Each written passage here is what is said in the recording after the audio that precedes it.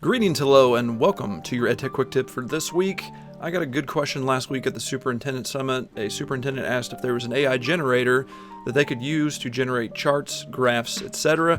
And really, there isn't a great option out there right now for creating your own graphs from your own data. However, I do have two methods to show you how you can get pretty nice looking charts and graphs from either Google Sheets or Canva. So let's take a look at how we do it. We're just in Google Sheets here. We've got some data. You want to select the data that you want to create your chart or graph from and then just highlight it like that.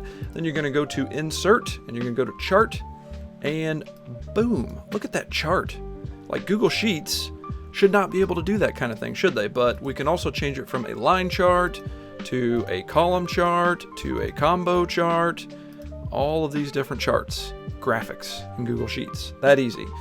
Other option, in Canva, you're going to open up a new design, or if you've already got one going, that's fine as well. And you're going to want to select the Charts option. If you don't see that, you might need to click on Apps, and then from the Apps section, you can find charts like that. Then from here, you can select what kind of chart you want. We're going to go with a bar graph, and then whenever we've got our bar graph here, we want to add data. You can manually input that here, but we've got a spreadsheet. We want to make this quick, so we're going to click Add Data. It does connect to Google Sheets, so if you've already got it in Google Sheets, great. You can click there and connect it to the sheet that you want to create your chart from.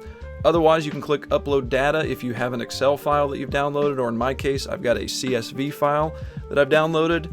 Download that and look at that data.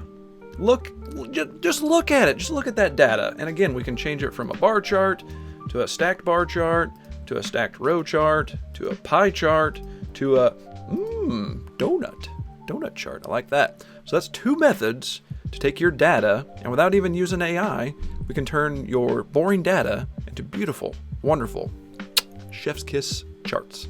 Hope you enjoyed that quick tip. Hope you're well out there. As always, happy edteching.